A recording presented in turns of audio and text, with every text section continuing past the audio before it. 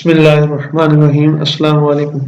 तो जी स्टूडेंट्स, आज हम एक्सरसाइज करेंगे 2.4 करेंगे। 2.4 को करने से पहले हम कुछ बातें सीखेंगे। अभी 2.4 को हम इंशाल्लाह आगे कंटिन्यू करेंगे। सबसे पहले हमें बेटा ये ओपन सेंटेंस को देखना पड़ेगा। ये क्या होता है? ओपन सेंटेंस एक ऐसी रकम होती है जिसके बारे में हम ये डिसाइड ना करें कि ये डिसाइड ना कर सके, यानी फैसला ना कर सके आया कि वो गलत है या सही। जैसे मिसाल के तौर पर x plus y is equal to 5। हमें नहीं पता ये रकम जो है वो सही है या गलत है पता नहीं। अब x की वैल्यू क्या है, y की क्या है, तो हम कैसे डिसाइड करें? हम इसके बारे में कोई यानी डिसीजन नहीं ले सकते। ऐसी रकमों को ओपन सेंटेंस बोलते हैं।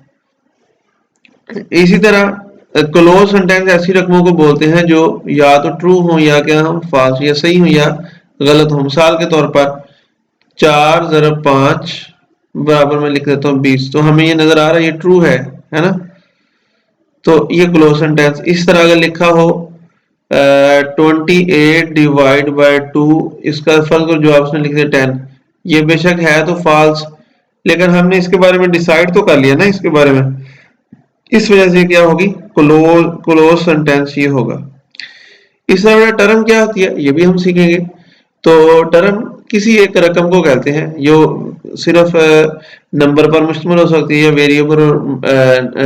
वेरिएबल और नंबर दोनों को मिलाकर मुश्तमिल हो सकती है। मिसाल के तौर पर जैसे 2 है अकेला, 5x, ये भी एक टर्म ही कहलाएगी। वेरिएबल और इसको मिला के लिखा है 2y², 6y², ये सारी टर्म कहलाती हैं। टर्म्स किसी एक रकम को सिंगल, यानी उसमें प्लस माइनस ना, अगर टर्म के दरमियान प्लस माइनस आ जाए तो वो बेटा बन जाती है एक्सप्रेशन। ठीक है, क्या बन जाती है? एक्सप्रेशन बन जाती है अगर टर्म के दरमियान क्या हो, प्लस माइनस की अलामत हो। इस तरह बेटा इक्वेशन क्या होती है? अगर किसी टर्म में या किसी एक्सप्रेशन में इक्वल का साइन आ जाए, इक्वल ये साइन समझते हैं ना, इक्वालिटी का, जिसे हम इक्वेशन बोलते हैं। और बेटा लास्ट पे इनइक्वालिटी क्या होती है? इनइक्वालिटी जिसमें हमें ये साइन मिल जाए, किसी रकम में ग्रेटर का साइन मिल जाए, ग्रेटर एंड इक्वल का मिल जाए, लेस का मिल जाए, या लेस और इक्वल का मिल जाए। तो ऐसी रकमें जिसमें ये वाली कोई भी अलामत हो तो इनइक्वालिटी बोलते हैं। जैसे मिसाल के तौर पर x प्लस 3 लेस देन 5, तो देखें इनइक्वालिटी आ गई। इस वजह से लेस की इनइक्वालिटी है, तो वैसे इसको हम इनइक्वालिटी का ही नाम देंगे। तो ये तो बेटा थोड़ा सा इंट्रोडक्शन था। अब हम इसकी मशक पे आते हैं। मशक में पहला सवाल लिखा है separate the open and clause sentence. तो याद करें ओपन सेंटेंस वो होते हैं जिसके बारे में हम डिसाइड ना करें आया कि वो ट्रू है या फॉल्स है। अगर हम पहले पार्ट की बात करें तो 3x plus 4 is equal to 1 लिखा है, हम कोई डिसाइड नहीं कर सकते ये ट्रू है या फॉल्स है। ये क्या होगा? ये ओपन होगा। ठीक है बच्चों। इस तरह दूसरा क्वेश्चन लिखा है 2x³ minus 1 is equal to 6, तो ये भी क्या है? ओपन होगा, हम कोई डिसाइड नहीं कर सकते। ये 5 multiply by 4 is equal to 20, हाँ जी ये हम डिसाइड कर सकते हैं। ये वैसे है तो ट्रू, क्योंकि इसका भी आंसर 20 है और इधर भी 20 आ रहा है, तो हमने डिसाइड कर दिया। इस वजह से ये सेंटेंस कौन सा होगा? हमने ट्रू फॉल्स नहीं लिखना इसका, हमने ओपन और क्लोज के बारे में बताना। इस तरह बेटा ये भी ओपन है, हम कोई डिसाइड नहीं कर सकते। इस तरह बेटा ये क्लोज है, हम बता सकते हैं ये ट्रू है या फॉल्स है। इस तरह ये भी क्लोज है, हम बता सकते हैं ट्रू है या फॉल्स है। क्वेश्चन नंबर 2 की बात करें तो लिखा है separate the expression and equations. कौन कौन सी इसमें बताएं इक्वेशंस हैं और कौन कौन सी एक्सप्रेशंस हैं। याद करें जिसमें इक्वल का साइन आ जाए तो वो बेटा इक्वेशन होती है, जिसमें इक्वल का साइन नहीं है, सिर्फ प्लस माइनस ही लिखे हो, तो वो एक्सप्रेशन होती है। अगर हम पहले पार्ट की बात करें तो ये इक्वेशन होगी। इसके आंसर में आप क्या लिखेंगे? इक्वेशन लिखेंगे, क्योंकि इसमें बेटा आपको नजर आ रहा है ना कि ये इक्वल का साइन। दूसरा मिसप्रिंट है, इस वजह से आप देख लेना अपनी बुक से। तीसरा देख लें x plus y is equal to 3, तो ये भी क्या है? इक्वेशन है, क्योंकि इक्वल का साइन आ गया है। इस तरह बेटा अगर हम बात करें चौथे, पांचवें और छठे की, ये तमाम इक्वेशंस पर मुश्तमिल है, ये तमाम क्वेश्चन, क्योंकि सब में इक्वल का साइन है। दूसरा क्वेश्चन जो हमें यहाँ पे नजर नहीं आ रहा, मेरा ख्याल इसमें इक्वेशन नहीं है, जिस वजह से ये इक्वेशन नहीं होगी, ये सिर्फ एक्सप्रेशन होगी। क्वेश्चन नंबर 3 में चलते हैं। ये बताना है कि ये बताइए कि separate the equation and inequalities, इनमें कौन सी इक्वेशन है और कौन सी इनइक्वालिटीज है, ये हमने बताना है। तो बेटा याद करो उसको हम इक्वेशन बोलते हैं, जैसे अभी हमने बताया जिसमें इक्वल का साइन आया हो, और उसको हम इनइक्वालिटी बोलते हैं जिसमें इनमें से कोई भी अलामत आई हो। ठीक है, तो अगर हम पहले पार्ट की बात करें,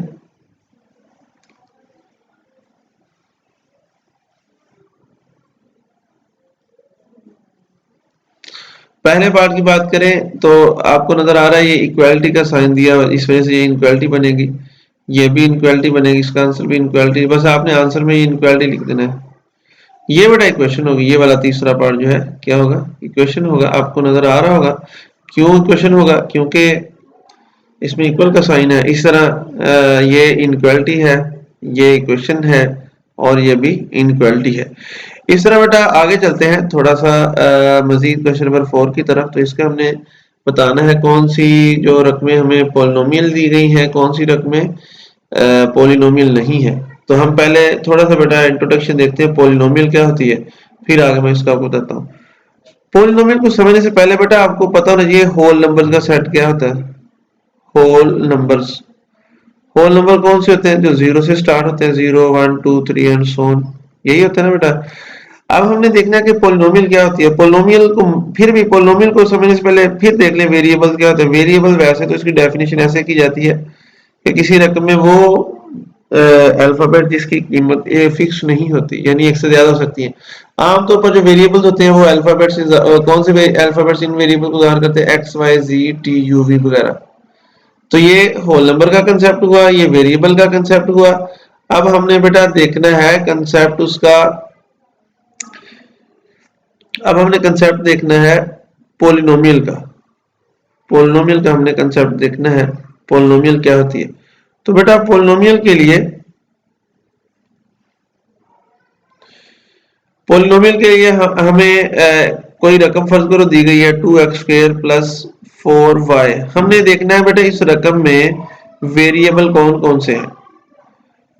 वेरिएबल एक तो x² हमें नजर आ रहा है और दूसरा कौन सा आ रहा है, y। अब हमने इन वेरिएबल की पावर देखनी है, इसकी 1 है।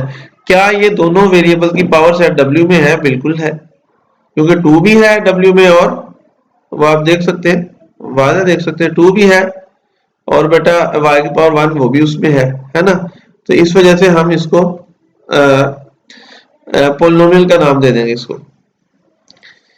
यानी कोई इक्वेशन हमें एक्सप्रेशन दी है कोई भी, जैसे 4x³ plus 2x² minus y, ये एक्सप्रेशन दी है, इसके हमने वेरिएबल चेक करने हैं। वेरिएबल चेक करके उनकी पावर चेक करनी है। पावर अगर तो सेट w में है, उस जितने भी वेरिएबल है तो वो पोलिनोमियल रकम बन जाती है, अगर नहीं है तो वो पोलिनोमियल नहीं होगी। अब बेटा इस पे आ जाए पहले सवाल पे, जो हमें ये जो है हमने इसको चेक करना है कि आया कि ये पोलिनोमियल है कि नहीं। ठीक है, मैं जरा कलर इसका सेट कर लूं जी। अब ठीक, तो x² प्लस x प्लस 1, यहाँ पे बेटा ये वेरिएबल है x की पावर 2, तो 2 w में होती है। यहाँ पे वेरिएबल x आ इसकी 1 है, तो 1 भी w में, इस वजह से ये रकम क्या बन जाएगी, पोलिनोमियल बन जाएगी। इस तरह इसमें देखें, इसमें ये वेरिएबल है, अल्टर में ये भी है, तो इसकी हमने ये 2 और 1 को लेता नहीं देखना, y की पावर 1 है ना, तो इन दोनों को प्लस करके एक टर्म के तमाम वेरिएबल की पावर को प्लस कर ले। 3 इधर बन रही है 3, ये भी 3, तो 3 भी सेट w में है, ये 3 भी w में, इस वजह से ये रकम भी क्या बन जाएगी, पोलिनोमियल। ये बेटा पोलिनोमियल होगी कि नहीं, नहीं, no, this is not polynomial. क्यों नहीं है पोलिनोमियल, आप देख सकते हैं इसकी वजह, बेटा आप वादा देख सकते हैं। इसकी वजह ये है कि ये जो पावर -2 है ना, ये w में नहीं है। इस तरह ये भी पोलिनोमियल नहीं है, दिस इज नॉट पोलिनोमियल, क्योंकि y की 2 जब ऊपर लेके जाएंगे, आपको पता है जब नीचे वाली पावर ऊपर जाती है तो वो क्या हो जाती है, माइनस में हो जाती है। जब ये ऊपर लेके जाएंगे तो माइनस में आ जाएगी, जिससे पोलिनोमियल नहीं है। 5वां आपने खुद कर, छठा भी पोलिनोमियल होगी, यस।